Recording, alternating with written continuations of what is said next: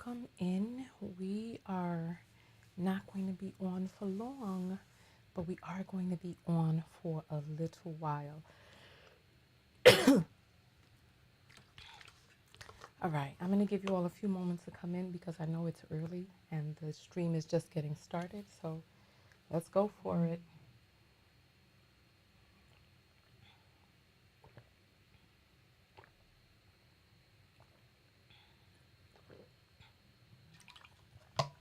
All right. I'm your host, Tonya TKO, and I want to keep track of the time because it is about 4 o'clock in the morning right now. It's 4:30. I've been up since about 2 o'clock in the morning. And so I've been reading and studying. This is the life of a grad student at in a rigorous program at an Ivy League school. And I see people are starting to come in. So welcome in, welcome. Listen, I have decided that I'm going to take you all along for the journey. And so you know how to turn off certain notifications at night because this is the time that I can make videos. So just, it's either I make videos when I can or I don't make videos. So this is when I can make videos. Good morning. Good morning. I see we have one person from California in the house. You're up late. Why are you up late? I see Goodness Rated Bow. How are you? How are you? Oh, so Lagos. Okay. So right now in Lagos, it is 9 a.m. Is it? Tell me, 9 a.m. in the morning? 9:30? There's a mosquito that's hovering that's trying to get at me, but nonetheless, so I wanted us to get into this topic, but before we went live on all of the other platforms, I wanted to just have a few moments with you all here on YouTube, and then we'll go forward from here. How is everyone doing? Yes, good morning or late night, depending on where you're at, because there are some people who are behind and it is 2 in the morning, and there's some people who are ahead, and I'm waiting to hear back from Vera to see what time it is in Nigeria. I just finished up this chapter on parent-child, the transference of trauma, right? And I wanted to share this with you all because I felt that it could be helpful for I didn't get it. I didn't get it. Oh, Bet had a, I got to get this thing because it won't leave me alone. Bet had a nightmare and she's here. Well, I'm glad that you're here with me because I have been up studying. How is everybody doing? Go ahead and shout out your city. So Steph is on the East Coast. You up at 4:30, mama. What you doing up? Right?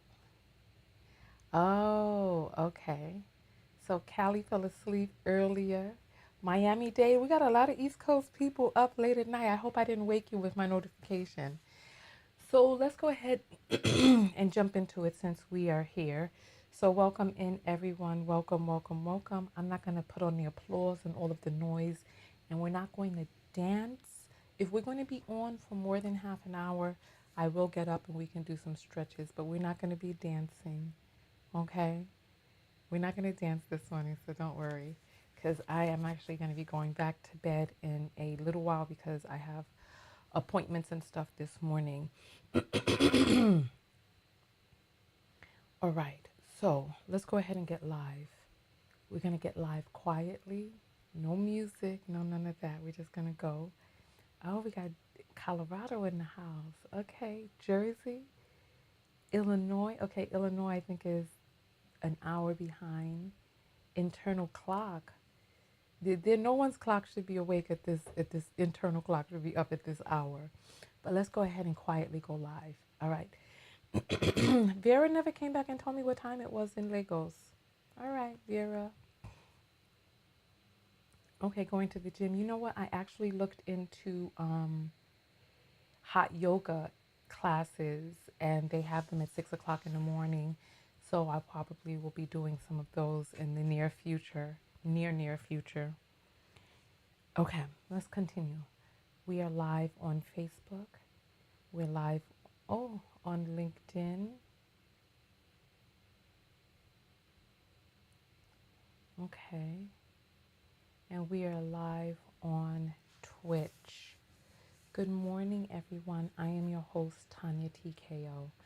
I'm a self love specialist. I'm also a graduate student of psychology at an Ivy League institution. I'm a certified clinical hypnotherapist. I'm a life coach. This mosquito was stalking me. I can't, I just can't get it. The thing is fast. They have evolved. Nonetheless, oh, okay, it's 10:40 in the morning. Okay, so that means that you all don't have the daylight savings. So when we go back, you all stay. So then it goes from 5 to 6 hours ahead. Okay, wonderful. All right, so as I was giving my introductions when that mosquito decided to make its debut. So I'll start again. So I know I seem crazy. It's just that I feel this thing biting me on my ankles, and it's like it's this is unbelievable. This thing is messing up my video because if I let it live, it's gonna start chewing on me while I'm talking. Nonetheless, oh, you know what? We're going to have a behind the scenes. If you're on the text notification squad, we're going to be doing a support group together today so that we can talk about this election in our country. And speaking of Vera being in Nigeria, I saw videos of Nigerian people really talking about how they love, this strong man Trump who says it how it is. So nonetheless, let's keep going forward. So, I'm a certified clinical hypnotherapist. I'm also a life coach, and I'm doing an event in December called New Self to help us heal and become the selves that we choose to be. Really let go of some of our past trauma and step into the life that we want. And I felt that the information that I had from this chapter that I just finished reading would be really helpful for people, so I wanted to share it with you all. We're talking about parents and them transferring their trauma onto us and calling it raising. I'm reading this book on how we become who it is that we are. And the first chapter talks about parents and them transferring their unresolved, unconsciously transferring their unresolved trauma onto their children. And so let me tell you what it is that I have read. Okay, so basically, there's a person, they were once a child, and they were dependent on other people. Not only were they dependent, but they're also quite intuitive. Children are quite intuitive. They can see and understand based on gestures, tone of voice, facial expressions, even energy. So children are very intuitive. And so as children, this child was in this environment where the child learned what was acceptable and what was unacceptable. And as a result, altered its behavior because it's dependent on these adults for survival, right? This child was your parent. And so I want you to think about your parents and the type of environment they grew up in. One of the things that we have to realize is that parents manipulate their children with their approval and disapproval. So many of us have learned what's acceptable and what's not acceptable from our parents' disapproval and sometimes even violence. So this creates a fragmentation of the true self and our false self. So there is an innate being that we are on the inside.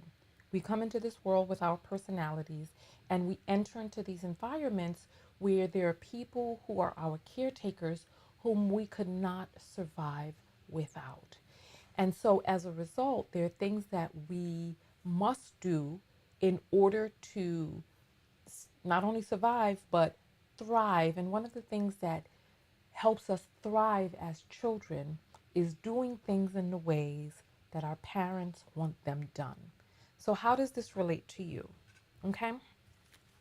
So, I want you to think back to your childhood, and I want you to think about some of the things that you got punished for when your parents felt that it was time for you to speak up or be quiet, how they handled you performing chores, who in the home got to do those chores, what things were encouraged and what things were discouraged.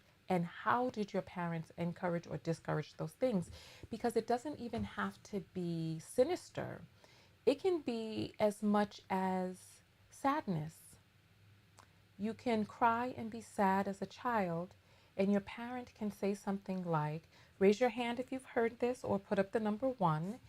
Your parents can say something along the lines of, I'll give you something to cry for. Raise your hand if you have the emoji, or put up the number 1 if you're on a computer, if you've heard that before. I'll give you something to cry for. I'm curious about how many people have heard that. Um, I'm curious about that phrase right there. So let's talk about that first and foremost, and then we'll go into some of the other stuff. Okay. Hey, Akima, how are you doing? There's a little bit of a delay between when I say it and when you hear it, so I'll put this up. Oh, somebody called me a legend, like coffee. Yeah, legend. All right, so Vanessa heard this. Okay. Yes, please like the video if it's resonating with you so that you don't forget to do that. Comment on the video, share the video if you feel that the information is helpful and you want other people to see the helpful. So Vanessa is one. Okay. As good as so Vanessa is another, right? Nicole, okay, I'll give you something to cry for, right? So, what is the underlying message in that? I'll give you something to cry for. I want you to tell me, what is the underlying message? So, class is in session, you're going to have to use a little bit of your brain. What is the underlying message in I'll give you something to cry for? I think it's implied that you will cry from the beating if you don't stop crying from what it is that you're crying from, right? We have Phoenix who also heard that. Mm-hmm. Nicole B. Mm-hmm. Mm-hmm. Okay. Yeah. So the underlying message is that what you are doing is unacceptable. Your display of sadness or the release of emotions or whatever it is that's going on is unacceptable, and that they will enact violence on you if you do not discontinue the activity that you're doing. And listen, there's sometimes that children they cry, they're acting up, etc. And one of the things that we have to realize as parents is that children are coming from things with a child's mind, and they are born with their personalities. Star is another one who has heard that, right? Older sister said it to Akima. Okay. The sense of urgency to stop crying and don't waste time and stop on a dime. Yes, exactly. So, what happens to the child when the child has to stop crying immediately, has to put away its emotions immediately? What happens is you learn to repress those things. You shove it down on the inside. You put it and you tuck it away. And unfortunately, our boys and black girls get this a lot. They get that crying is unacceptable. You know, I hear a lot of boys talk about, or men talk about how when they were boys, they were discouraged from crying. Hey, I'm a black woman. I remember when I was a little girl, I was discouraged from crying. So, what happens to all of that pent up emotion? There's an author by the name of Van der Kolk who wrote a book, Bessel van der Kolk. And the book is The Body Keeps the Score. And so our bodies don't have a way of releasing, releasing emotion. Like dis-ease is the body's manifestation of these emotions trapped. And so there's a lot of us who in childhood learned to push these things in, to stifle, as Steph says. Nubia talks about being paddled. Um, Alexander is saying, I love how Black people act as though beating children is the ultimate discipline to create balanced, civilized humans. Then fast forward and look at Blackistan, poor, disjointed, and violent. I want to press the applause, but you know it's very early. So let me see if I could turn it down because I want to give you your applause here. Absolutely. Absolutely. There are many adults who are like, oh, I was beat. Look, I turned out fine. Did you, though? Did you? There are a lot of things that happen to us when we repress our emotions. What happens is there's a fragmentation between our true self and our false self. And so let's continue forward. What happens with parents is they themselves have unresolved issues.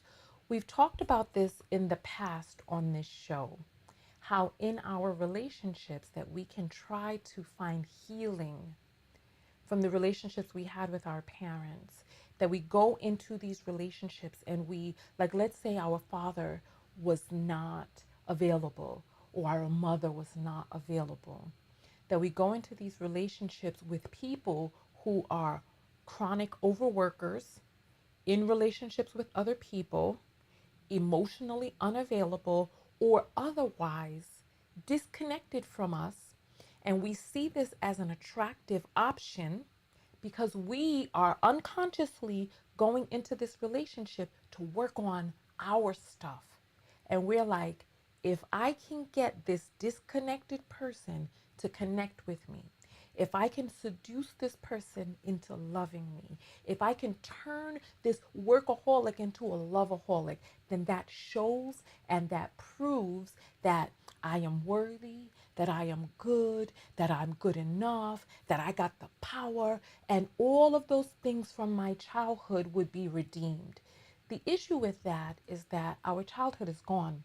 That time is past. We cannot go back into the past and change, and we cannot get back to the pre trauma self. The only thing we can do is move forward. And in moving forward, we must find healing. The reason why I bring up that scenario is because parents unconsciously, when they have unresolved trauma, they attempt to find their healing through their children.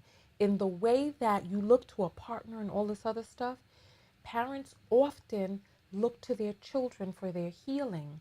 And so, like, let's say your parent, and I want you to think about your parent and some of the things that they had to deal with as children, right? And how they had to fragment and attempt to please their parents in the ways that their parents needed to be pleased. Now they come into a situation with you as their child.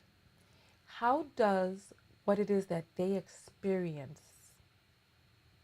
trapped inside of them turn around and get internalized into your raising? So, we talked about crying. We talked about, well, we haven't talked about anger, but okay. So, we talked about crying. What about some of the other emotions? Anger. Name some other emotions. Um, Sympathy, empathy, pity. Like we have a knockout who their child is inside of a school, and after the election, the other kids said to the child, well, you know, we're so happy now that this person is won. We can't wait for you to be our slave. This is what they said to my knockout child. And my knockout child is crying and inconsolable, wanting to take him take the child wanting to take themselves out of this world because the child can't fathom being in an existence where they are going to be enslaved to their classmates. Where did these classmates get these ideas? How, where are they coming up with this stuff? What have they heard in the home? And in what ways are they replicating the parents' teaching, right? So we have a situation where we have parents with unresolved issues that are now attempting to raise children. And in this raising, the parents are instilling not only what are their values, what they find acceptable, what their thoughts are about a child's place and what a child is supposed to do and how a child is supposed to behave. Because you have to remember, right? Your parents are or are and have been charged with getting you into adulthood as functioning human beings. Some parents feel that that's what their job and duty is, right? How does a person in a program another outside of the program if you're in a program and can't see outside of it? There was a person who commented on my last video I did where we were talking about the 5 love languages. And this person came to my video to say, I completely disagree. My love languages are based on, are not a trauma response. It's just that and the other, blah, blah, blah.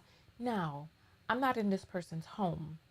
I don't know what took place at when they were children. I don't know what type of trauma they were or were not raised in.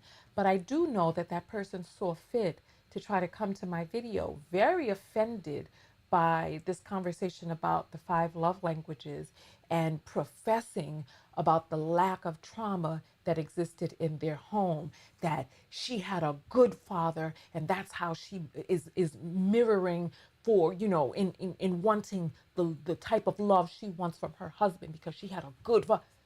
I don't know what the home she grew up in, but I do know that there's an impetus behind even the motivation of coming forward and wanting to vehemently disagree on the post, even though there are people who are finding a tremendous amount of healing from the information. She wanted to come up with contention instead of just listening and saying, oh, that doesn't apply, right? And then keep going. The need, where does that come from? So we have these internal driving forces, all of us. Your parents have them, you have them, and if you have um, boss beauty, have you gotten help for this? I this sounds very serious. So nonetheless, you have them, your parents have them, and then what do you do? If you have young children right now, I really need you to work on making sure that you are as healed as possible. Because the lessons that you are providing for your child, they are coming through your vessel. And for those of you who have already raised your children and you're contemplating the relationship that you've had with your parents, I want you to realize that the way that they raised you came through their vessel, what they found acceptable, their habits. Think about your house when your house was cleaned up. Was it cleaned up only when company was coming over? What message did that send to you? What about how dishes and cooking, etc., were handled in the house? Was it only the girl children that did the cooking and the cleaning? Was it a situation where on big family gatherings, the men sat in another room cleaning out their teeth, kicking up, watching TV, while the women folk and girl folk were in the kitchen making sure that the men folk were waited on? What type of programming did that set into your mind? Did that set the need for you to rebel? And if it did, how then did you raise your children? And is that raising coming as an unhealed trauma response? Like, have we come to reconcile the things that we went through as children? So my love language is acts of service, and I know it comes from my childhood trauma. I'm a pleaser. Okay, well, listen, this is what I'm saying. There were many people that were helped by the information. So do with this information as you please. These are the things that I am learning and I want to share with you so that you can do what it is that you need to do for yourself to find a way to navigate in this understanding of what it is that I'm saying. Some of it may fit, some of it may not, but it is definitely something to contemplate because once you become aware of the program, you are no longer in the program. You have to be out. Well, no, I can't say that because our behaviors are still programmed. But once you are able to see the program for what it is that it is, you are aware of the program. Let me say it like that because it's much more difficult to change the habits. And a lot of these things are unconscious. You know what? As a matter of fact, let me talk about the event that I'm having so that you all can be aware for those who are not aware. So, this is the event that I'm having. It's called New Self. And it is right now on sale on my website. I see that some people are making some comments. Me too. Let me see what has says my love language. Okay, my mother had severe OCD and used a ton of bleach. Today I work really hard, so I don't have time to keep up with daily maintenance. But on the weekend, I catch up and clean everything all in one go. Okay, interesting, interesting. All right, so let's continue going forward.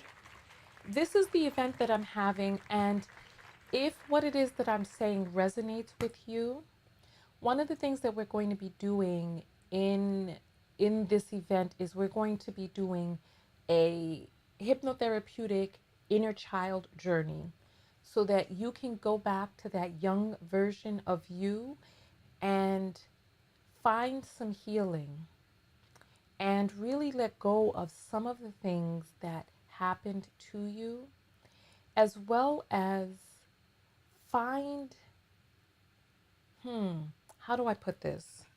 Because it's early and my mind is like, go to bed, Tonya, go to bed, it's time. So I'm going to be going to bed soon, right? Recognize the matrix, then destroy it. Good morning, son. How are you? Right? So doing the inner child journey and meeting up with your younger self and find healing for some of the things that you've gone through, comforting your younger self in a way that you haven't been comforted, and leaving some of those things in the past, releasing them today in the present, and being able to go forward from there into the rest of your life. So at this event, and the tickets are on sale now, we are going to be having a day of healing and hypnotherapy. Release past emotional pain. Step into your power/purpose without suffering a second longer. So we're going to be revealing the program. We're going to be rewriting the program, and then we're going to be reprogramming the program. And this is going to be an opportunity for you to reset your life. It is going to be on December 14th. And we are coming together in New York City, in Midtown, near Madison Square Garden. And so these are some things that you can read to see if it resonates with you. And these are some of the things that we're going to be doing: hypnotherapy, neurolinguistic programming. If you need to know what any of these things are, you can read the description on the page. Self-theory lessons, meditation, guided imagery, sound therapy. We're going to have sisterhood, trivia, fun, activities, and games and prizes. So we're going to be doing a lot that day. This is me, and I tell you my story and what it is that I've gone through, and why I'm doing what it is that I'm doing, and what you can expect, some things that you can look into. So go to the page and read it. There's also a section, this is for you if, so you can see whether or not this is a good fit for you. Okay, we've been on for 30 minutes, right? We've been on for 30 minutes, so we're just going to get up and just stretch a little bit, okay? Well, the Boss Beauty, if you need it, come on. Tickets are on sale now. Go to my page, Tonya TKO.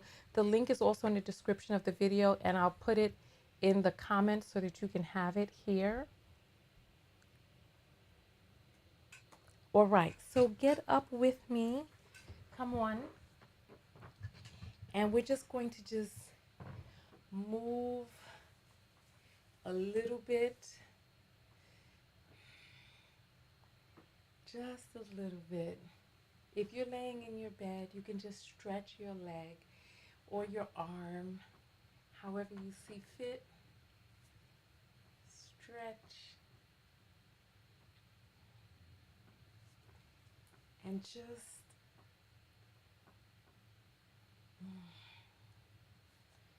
stretch and bend over.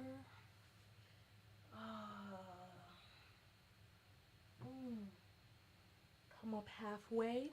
Oop. Bend back over.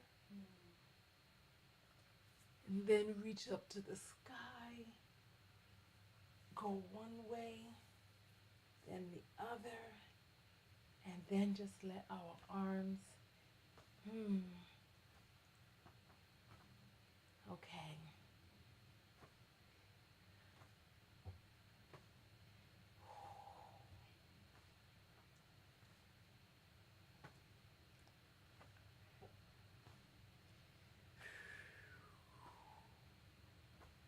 All right. Then just shake it out. Tap your heels down on the ground. Shake out your arms.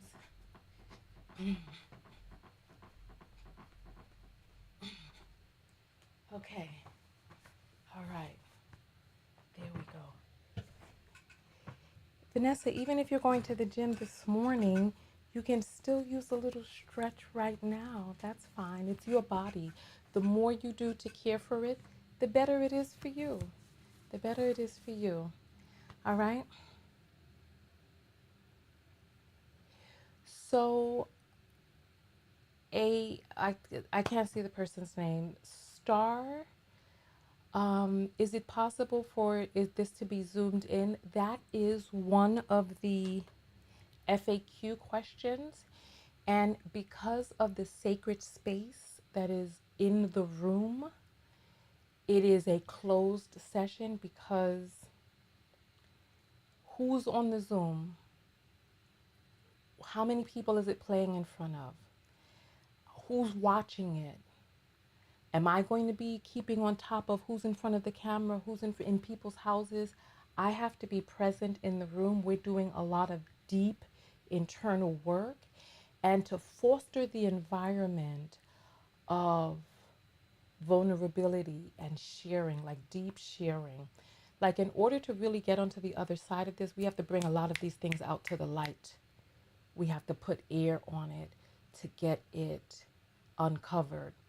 And so in that vein, to foster because think about it, if you're in a room and you want to share about maybe some childhood molestation that you had at the hands of your father, right?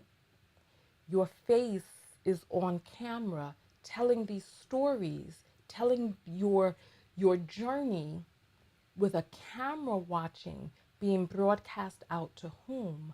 Like, this is not a lecture. There will be a lecture component when we talk about self-theory. However, we're going in there to do the work. Oh, yes. Come prepared. I'm wearing comfortable clothes to get right down onto the floor with you. We are going there to do the work. Like, this isn't a game. And this is very serious because the world needs us to be okay. The world needs us at our strongest and our most healed self. The world needs us. And so, in order for us to be able to give to our children, to ourselves, to the world, to the planet, for the task that we have ahead of us, we're going to have to be right on the inside. In order to get right, we're going to have to be real. Like in the section where it says, this is not for you if you think healing is a joke, or you want to be the same, or you don't want to have the humility to know that you need to change, this ain't for you, baby. This is for you when you're ready to roll, when you know something is the matter. Like where I was 2 years ago when I went on my healing journey. I knew something was wrong and I didn't want to continue on that path. I was hurting. I felt vacant. I was forlorn and I was searching for answers. I was willing to try. I did EFT. I sat in a room tapping on myself. I was saying things as I was tapping. I went and I was doing shamanic breath work and I was doing that somatic breathing, right? And I did hypnotherapy myself. I did massage. I did acupuncture. I did yoga. When I was looking for healing, I did what it took. Come what may, I said, I'm going to try this. That's the person I want. I don't want the person who's like, I got this under control.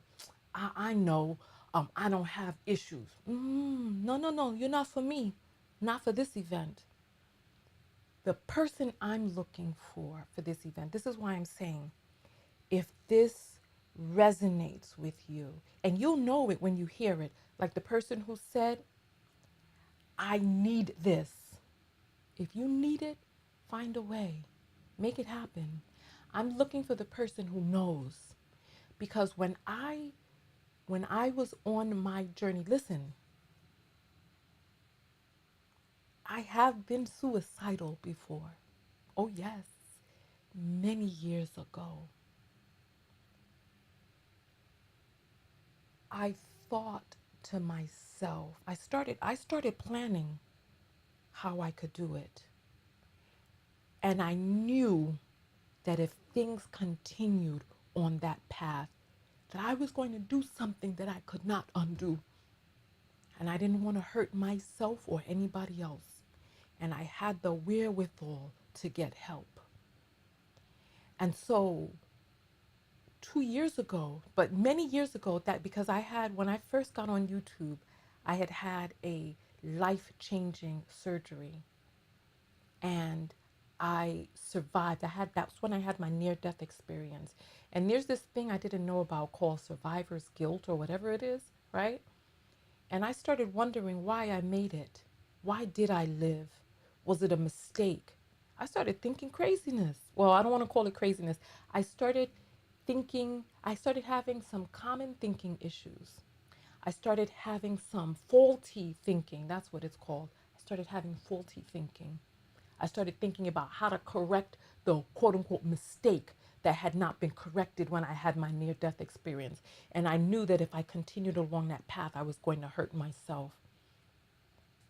And so I got help. However, 2 years ago, it was the pandemic. I had been inside because you see, when I was a child, somewhere along the line, I learned just listen to the adults. It's better that way. Listen to the authorities. It's better that way. You save yourself a lot of grief, a lot of pain. So when them say shelter in place, my ass sheltered in effing place. I didn't go outside for my walks. I didn't, nothing, not a thing. I sheltered my ass in place.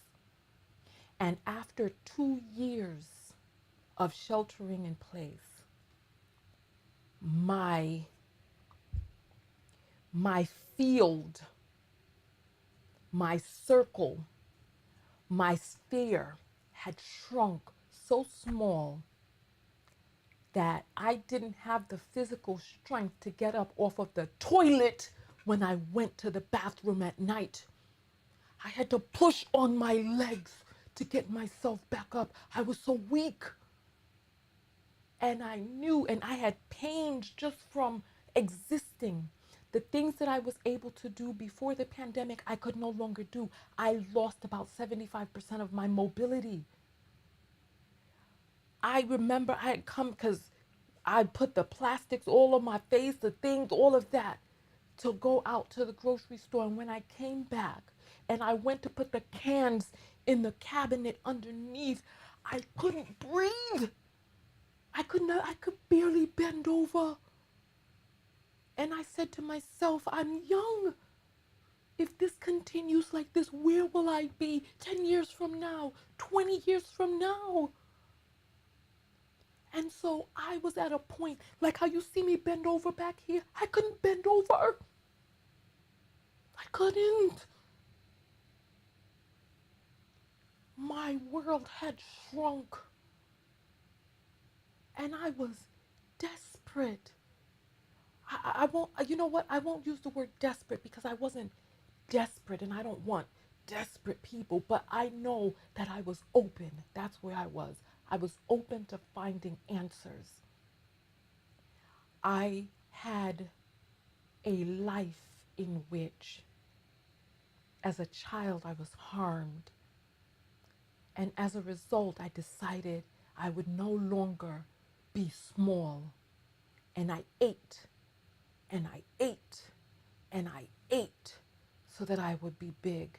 When any opportunity came to me to become small again, to lose weight, I panicked and I found ways to gain the weight back because the healing had not taken place on the inside. I found comfort in the food. I found comfort in being big. I found comfort in not being able to be pushed. That I took up more space. I found comfort in that. And when I went on my healing journey, I fasted for 30 days. I did not eat food.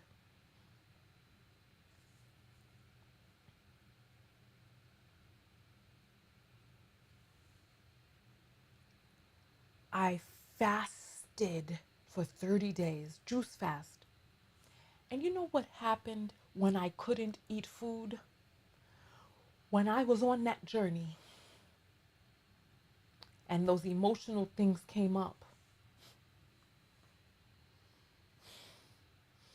when I was on that journey and those emotional things came up, my instinct was to reach for something fatty, something oily, something hot, crispy, and salty, something sweet, smooth, and silky to soothe me, something starchy, something sweet, something savory to just lay upon my tongue so that those chemicals could go into my brain and I could be all right.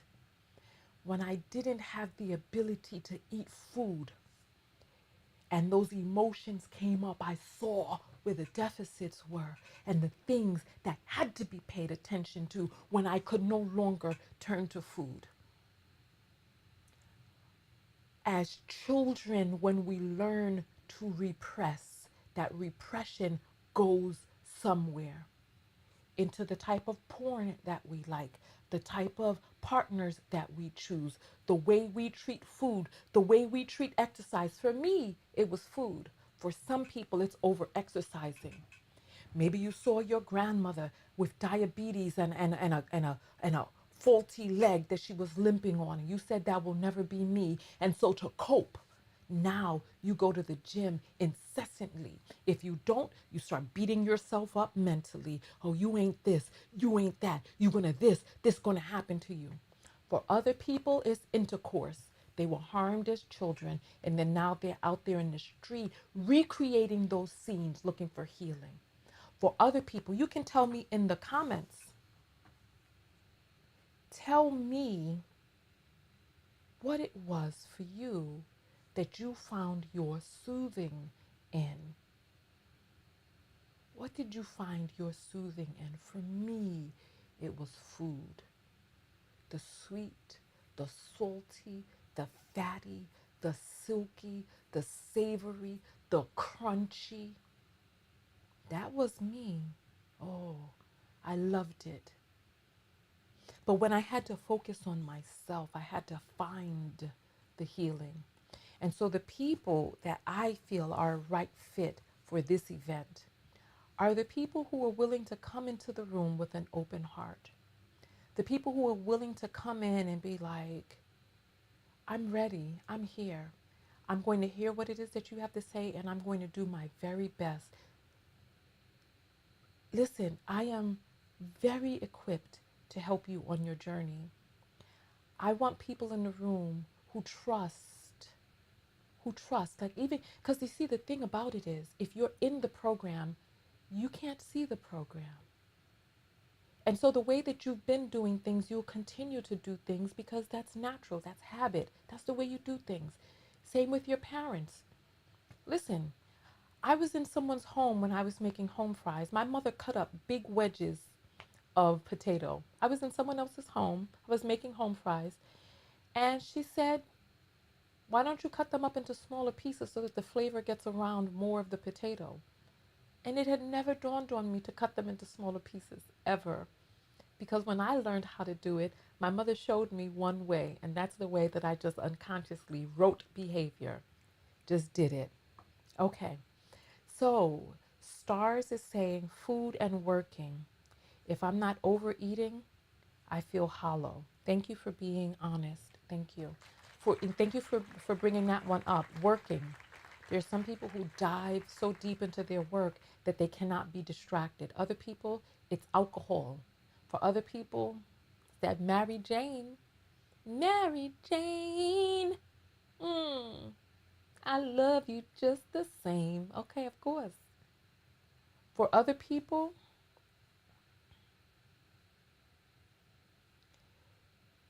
is someone? Oh, okay, I thought this was because you know how they be coming in with the spam. Okay, somebody is on the same track. So that may be why people smoke and drink as well. Yes, not only that, in today's day and age with the dopamine hits that we're getting from this endless scrolling, right? Now we're turning to online. It's crazy. I went to go get some testing done at the hospital because this is where I'm at with, my post operation that happened in June. And I'm laying there on the table, right? I'm listening to an audiobook and I was able to fall asleep inside of this machine. And when I woke up, because the type of test that I got, um, they had to issue me a diuretic to have me empty out my kidney and bladder, to get the kidney to expel all of its fluid into the bladder and then get the bladder to expel. When I went to look up at the techs who were in the room, supposedly monitoring, they were all on their phones. The glow, it was the glow of the phone on their faces. I looked over and I said, oh, we in a bad space as people. How many of you have noticed that when you're commuting? How many of you, when you're away from your phone, you feel your phone calling?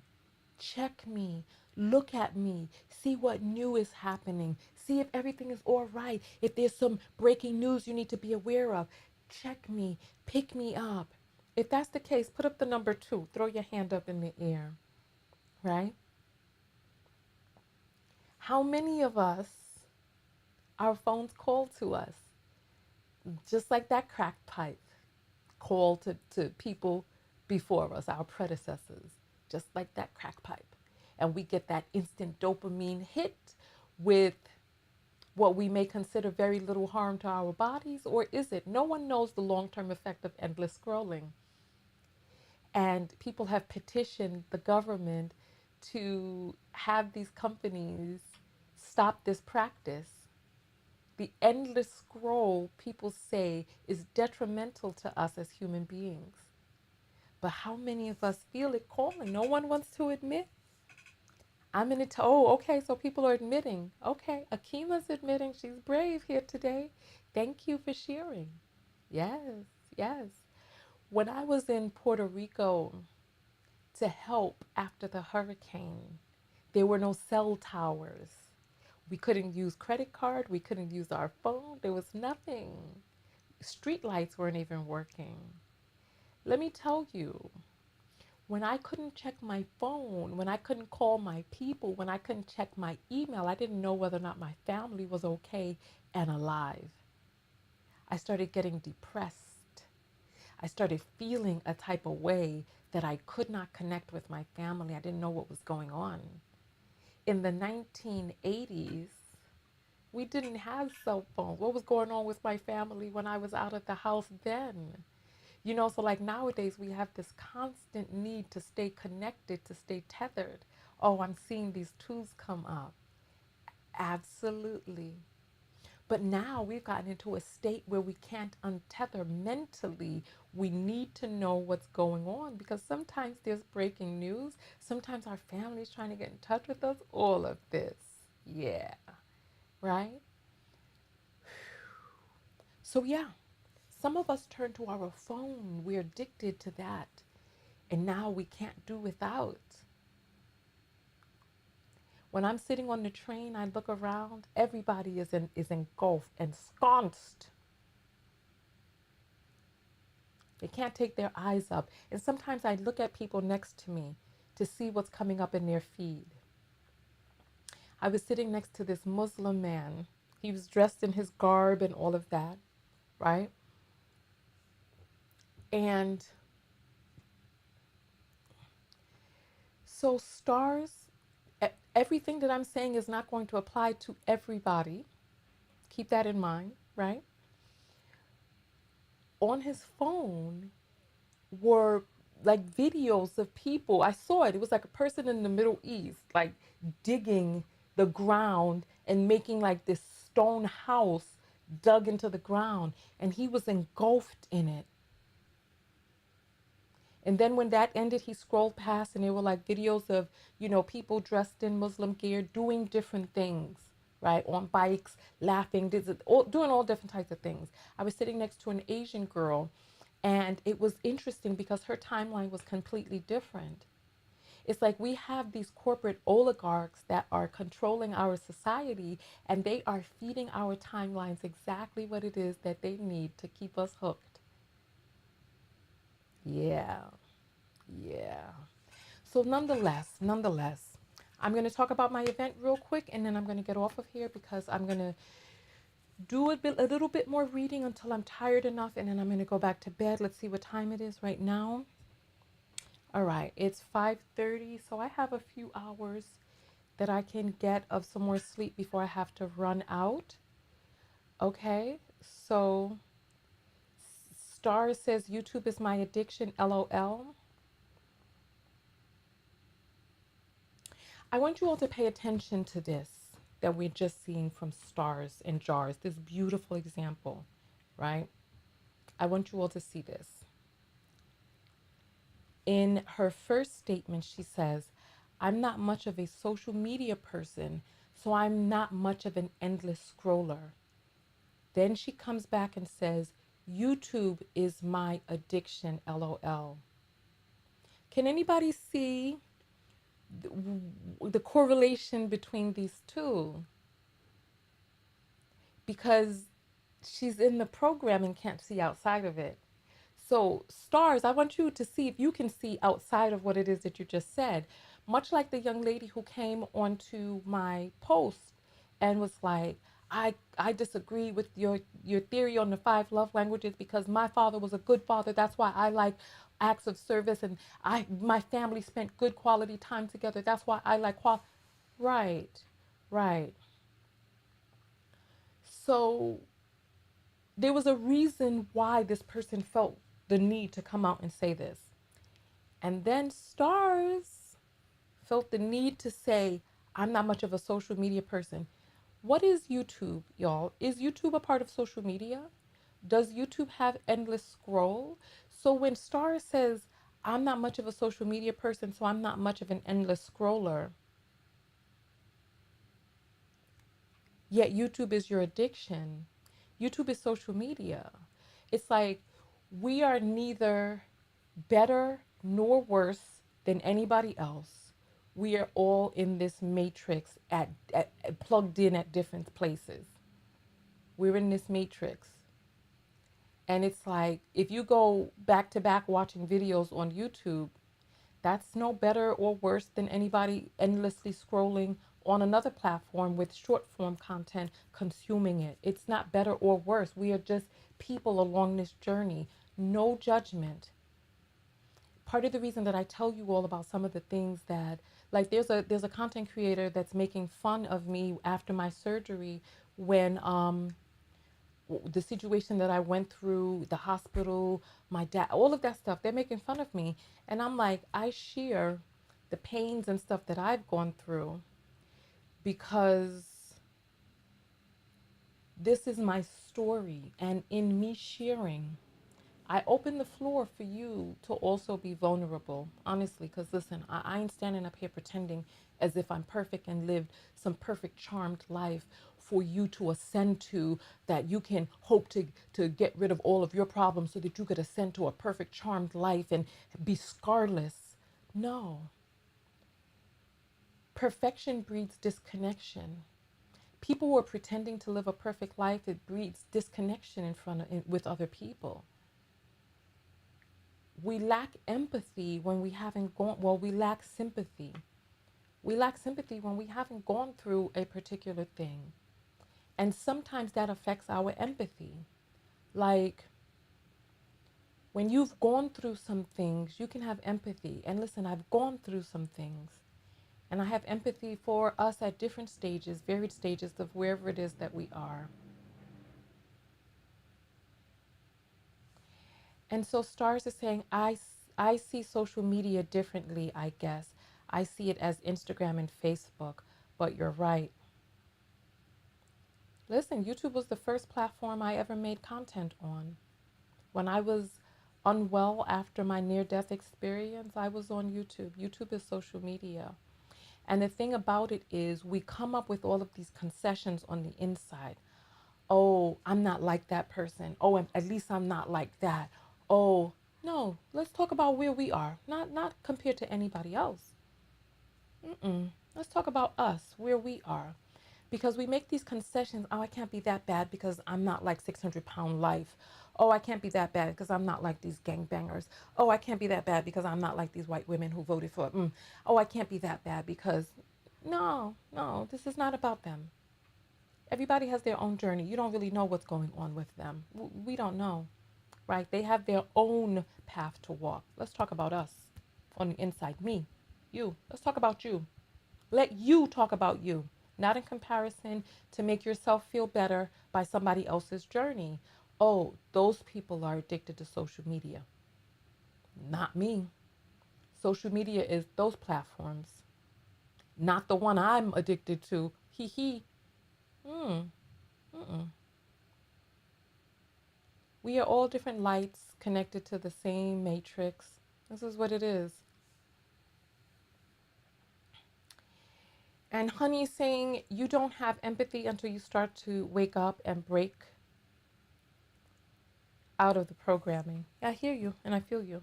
So listen, on that note, I'm going to see you all in the next video. What is your self-love lesson from today's video?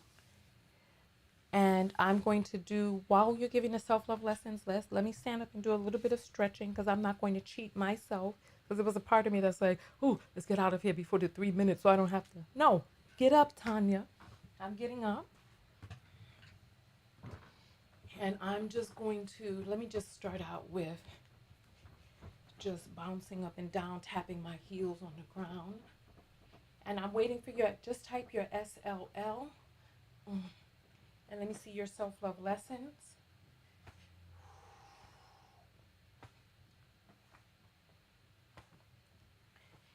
Go ahead, you can thumbs up the video if you found it helpful. And you can give it a thumbs up. You can share the video if you found it helpful. Mm. Mm. Mm. I've been addicted to negativity for the majority of my life. It has been a journey to this realization, and I've processing this since the pandemic. Yes, I feel you on that. And so now that you know this, what steps are you taking to change your behavior? One of the reasons that I became a hypnotherapist and why I got certified in the best program in the country is because I wanted to be able to help people, because I noticed as a life coach, I could coach people, but when they still had the programming, right? When they still had the programming, they didn't change. So, son, now that you know this,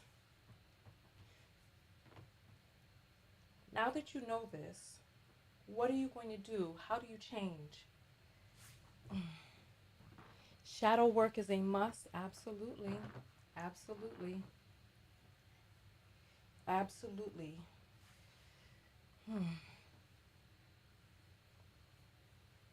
Absolutely. Okay. Type SLL and your self-love lesson. Thank you, L. That's the link to the event. Hearing, understanding, realizing, and acting on my learned realization. Okay, what are you doing to change the behavior that has been normalized and become a part of your habits? Speaking of habits, many of us, we think our personality is our personality, and it really is a defense mechanism to some of the things that we grew up with. So many of us don't even really know what our real personality is. Okay. Listen, on that note, I am tired now. We got 57 seconds. I'm going to stop the clock, reset, and I'm going to turn this off, and then I'm going to head out of here. Go out there and love one another. Most importantly, love yourself. One of the things, my self-love lesson from this is about creating the space to do the things that I like to do. I like creating videos. I like creating content. I like interacting with you all and engaging in these lessons. I like this. And if I have to do it at 4 o'clock in the morning, I'll do it then when I'm able to. And I won't continue to suffer in silence, not doing the things that I truly enjoy doing, and finding a way to create my schedule around those things. So now I'm going to go back to reading, but I'm really feeling a little sleepy right now, so I'm going to probably head to bed. Okay? For the people who joined late, and I understand because it's very early, you can go watch the beginning of the video. This was a very helpful video. If you found this video helpful, for the people who were here, if you're still here, if you found the video helpful, put up the number 3, please. And then I'll see you all. Put up the number 3. I'll wait for that. Where's my water? Let me get a little sippy sip. Oh.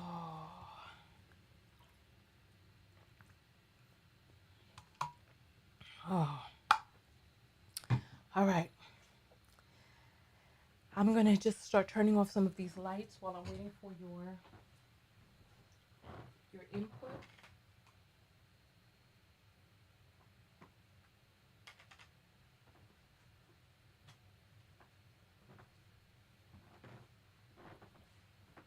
Okay. So, Vanessa found it helpful. I'm happy to hear that.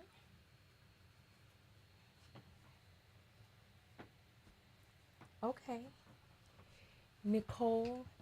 Okay, Vanessa. Wonderful, wonderful. All right, this is good to hear. This is good to hear. I'm glad that you all found this to be of use. When you all are watching the video, if there's a particular part that you feel is particularly helpful, give me the timestamp in the comments so I can make a short out of it. Okay? I will see you all in the next video. Sun found it helpful. I'm so happy. Have a good night, you all. Have a good night.